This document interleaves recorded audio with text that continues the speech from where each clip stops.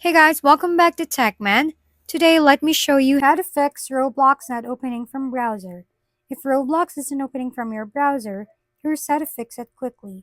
Start by opening your computer's search bar, typing Roblox. Once you find Roblox Player, right-click on it, select Open File Location. When a folder appears, locate Roblox Player again, right-click once more, and choose Open File Location a second time. This will take you to the main Roblox installation folder. Now double-click Roblox Player Launcher.exe. This will begin verifying your installation and ensure Roblox is properly set up on your device.